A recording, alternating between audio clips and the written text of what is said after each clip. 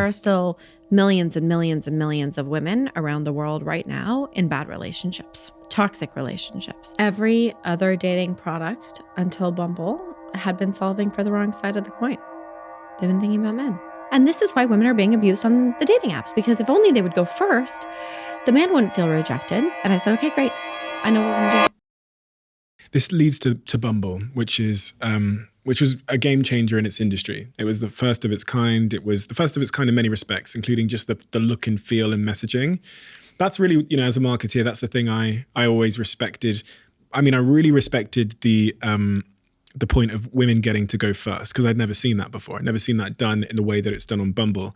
But from a marketeer's mindset, I really respected how bold, how clear, how much Bumble were willing to position themselves as the antithesis, the opposite of everything else that existed. It was really willing to bring a new concept and a new idea to the market.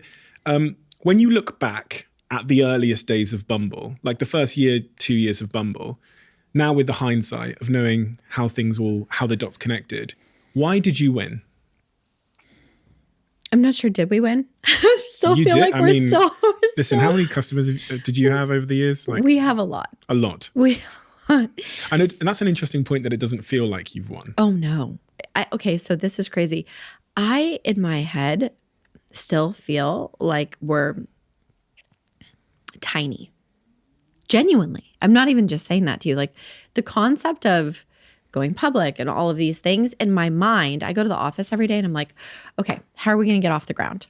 Like, literally, I don't think you understand. I'm genuinely locked in a place of, we have so much more to do and we have so much more growth to be had, that I feel like it's a reset every day. So I will say, how is it possible to be happy when you're never there?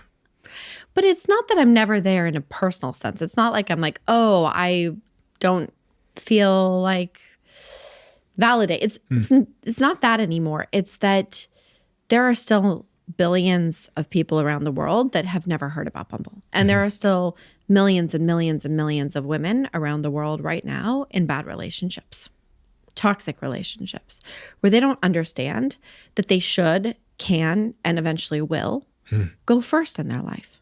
They can leave a bad relationship. They can go into a good relationship. There are women, as we speak, you know very well, we're all watching this unfold. It's absolutely heartbreaking. Just advocating to be able to have simple freedoms. Just wanting to have the freedom to exist in their society as an equal. So when I go to the office every day and saying, okay, how are we going to launch? We're 132 years away from gender parity. Maybe 136, okay? Either way, it's not great. And so that's where I feel like I don't have enough time in this lifetime to achieve what I want to achieve.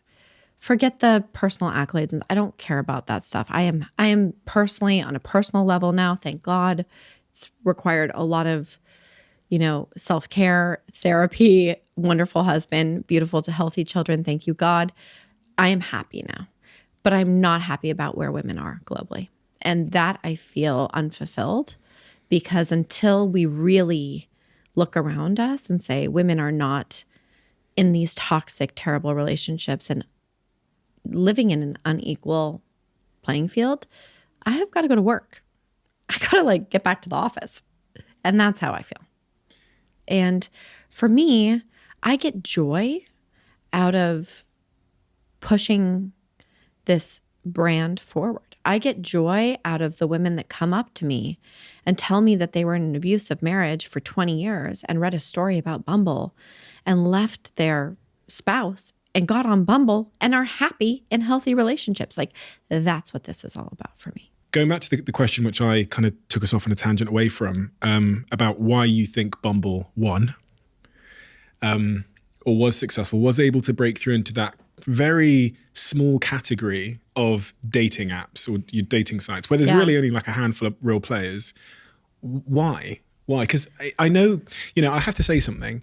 I know that the other dating apps, because I was sometimes in the room, tried to launch dating apps of themselves. So they took their existing network, they tried to launch a new dating app into it, and it didn't work. Yeah. I've seen it happen over and over again. I know Michelle. Yeah, from she's Peanut. great. She's one of the people I used to work with when we were doing the marketing at Badoo. Oh, really? Yeah. She's. I think what she's done is awesome. Yeah, I love Peanut. It's great, but I know it's not easy, and I know it's not chance, and I know it's not luck, because I can't tell you at Social Chain how many times we had dating apps come to us and say, "Can you do our marketing?" Maybe 200 times. There's 5,000 dating apps in the App Store. It's impossible. It's impossible. It's almost impossible. impossible to start a new one because of the network effects and all of those things. It's impossible. Impossible. So why you? How you? How? Every other dating product until Bumble had been solving for the wrong side of the coin. They've been thinking about men. That's all. They woke up in the morning and thought about how to make a dating app good for guys. And they had it backwards. Why are you solving for men when this is all about what women need and what women want? No one was asking women. You think women want to get abused on the internet? Think again. Like, find me a woman that enjoys being harassed on a dating app. Not one. But for some reason, that problem didn't strike anyone as a problem. So it's not that hard to say, wait a second, this is a double-sided marketplace. This product can't survive without women, yet we're exploiting and degrading women on a lot of these products, not naming any names. What? And so for me, it was all about taking that original concept of Merci, a kind space for women, a safe space for women. And to Andre's push, gotta give him some credit for being so interested in dating, right? I was so turned off of dating. I wanted nothing to do with dating. When Andre was like, oh, let's do a dating, come be my CMO. I was like, first of all, I'm not for hire. I'm starting my own company. I must be founder and CEO of whatever I do next. I cannot work for someone. I have to be my own boss. And, I got to give him a lot of credit because he trusted that. And he said, okay, do whatever you want to do. But my one stipulation is it has to be in dating because I know dating. And I want to get behind a dating product. So when I was sitting there, we had kind of agreed to, okay, we're going to do this dating app. What's it going to be? Well, what about Merci? I want it to be Merci. I want it to be about women, and I want to be women only. I want safety and kindness and accountability. There's no internet spaces for women. Nothing's been built for women. We have to do this for women. And then it kind of just all clicked.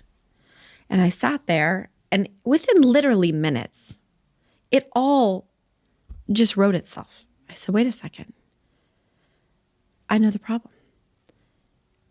Women don't go first. Men do. Men message as many women as they can. Women are getting inundated. They never respond. The lack of response is causing a rejection, and the rejection is triggering an aggression. And that aggression is now translating into harassment.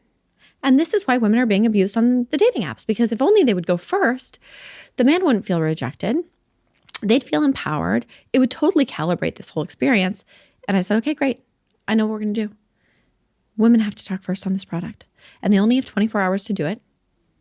I knew nobody else could conceptualize the way I would explain it. So I was like, think Cinderella, the pumpkin and the carriage. And men can extend on time of day to capture their attention if they want to.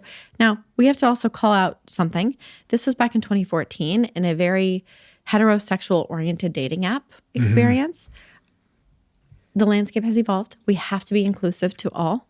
And so, of course, we are. And of course, we are currently, as we speak, spending countless time and putting all of our heart and soul into how to make the experience better for non-binary, for the trans community, for anybody that identifies as a woman as well, right? And so that's a big portion of the future. But that was really how I would say we became successful because of two things.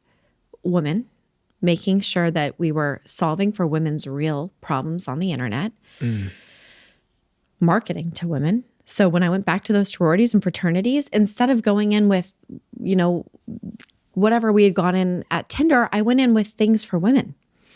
I went in with items women wanted, cute yellow cookies. Like, I understood that we are going to build a cute brand, not a sexy brand. And that's what set us apart. I wanted it to feel warm and cozy and inviting and soft and Safe. feminine and safe. And that's the beginning and still the current through line of Bumble. If you love the Diary of a CEO brand and you watch this channel, please do me a huge favor. Become part of the 15% of the viewers on this channel that have hit the subscribe button. It helps us tremendously, and the bigger the channel gets, the bigger the guests.